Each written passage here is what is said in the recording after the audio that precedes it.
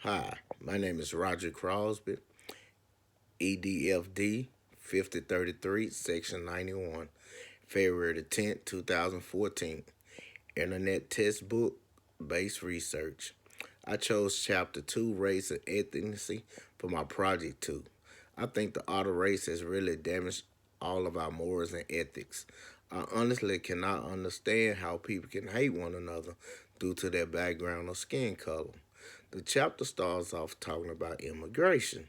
It says as people from all over the world joined American Indians in populating this nation, they brought with them cultural experiences from their native countries. If you were to look at it, we are all immigrants of the earth. It is not our land to claim, but who God has put on this land is vicegerent, and people have used it to make profits. These are big issues about immigration in Congress, and no one seems to know how to solve the issue. I guess the political side started that by stealing the lands of the so-called immigrants that they are trying to keep out of America. It's the land of their ancestors. I don't feel that the early European leaders were convinced that they needed to convert first Americans to Christianity, teach them English, and have them adopt European culture, which are the Caucasian or the white race. One statement on a brief history of immigration in the United States that I totally agree with is the atrocities and near genocide that characterized the treatment of first Americans have been ignored in most accounts of U.S. history. Actually, the book doesn't state the true facts, but black people was the first Americans. The book says Africans were also among the early explorers of the Americas and were settled in the early days of colonization. But by the 18th century, they were being kidnapped in their native country and sold into bondage by slave traders. Which is true, but land was taken from them. They were stripped of their official languages, and most of all, they were treated like savages by the European Caucasian white savages. I never really understood civil rights. Why would you fight for civil rights when you wasn't created as a U.S. citizen if you were black, stated by the U.S. Constitution?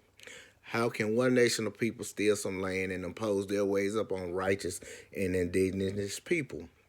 Congress did not give American Indians the right to vote until 1924, and it was not until the 1960s that they had federal authority to establish and manage their own tribal schools. The book says another factor that contributed to African American migration north was the racism and political terror that existed across the South at that time, which is still happening today, where the white mass has gone to blue police suits. Now I really think that the Mexican Americans have been abused by their own government in the United States due to the corruption of drugs and money. If you look at about seven of the states in America, they belong to Hispanic people. But people often be racist to them and say the Mexicans are stealing our job. My answer to them, no, they're just working the jobs that you don't want to do or get dirty doing it. The Mexicans and Native America living within that territory became an oppressed group in a region where they had previously been a dominant population. Now, when you come between two sister generations, that means the devil has appeared in sheep clothing. In 1848, the U.S. government annexed, in other words, stolen the northern section of the Mexican territory, including the areas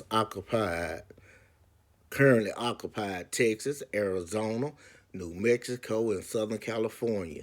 The U.S. Congress has restricted immigration of different national or ethnic groups on the basis of racial superiority or the of the older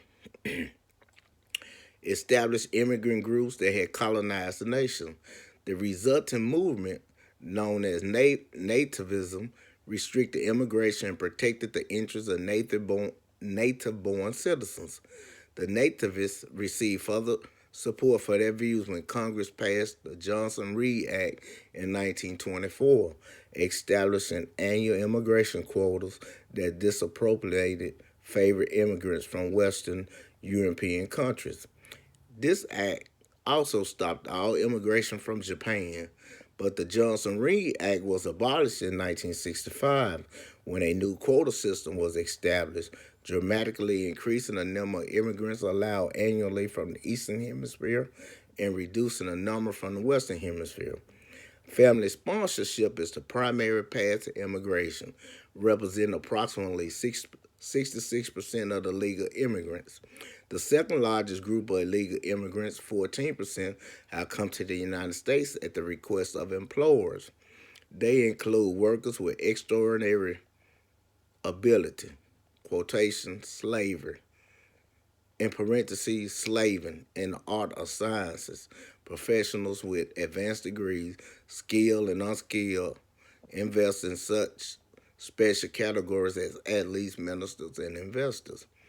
Refugees are people who are recognized by the federal government as being persecuted in their home country because of race, religion, nationality, or membership in a specific social or political group.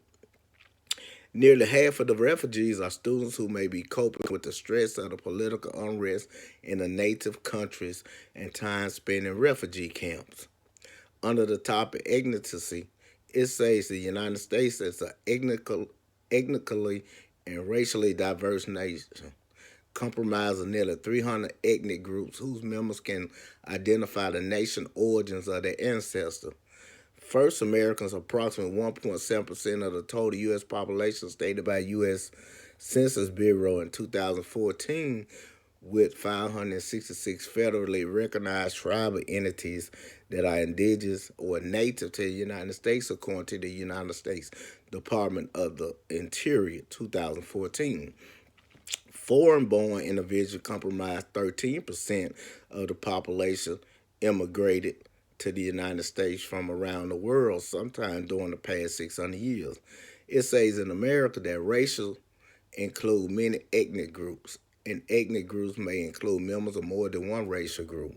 Race is a concept that was developed by physical anthropologists to describe the physical characteristics of people in the world more than a century ago, which I do not agree with. I think the identity of the black and brown people has been scrutinized by white America as being savages, monkeys, or bad people as a proof of identification of race. I also disagree that black people are labeled as African Americans. I am black. It's a race identity is influenced by our family and by others who share identity. I don't think that statement is for every social class. I think it only reflects on the white race due to how they was taught to hate blacks and Jews coming up in childhood. I see from 1896 to 2014, milestones in desegregation and resegregating has put in place with amendments and laws, but every state does not abide by these laws, and I think it will never get better. So let's do away with racism, come together as one, and live godly. Thank you.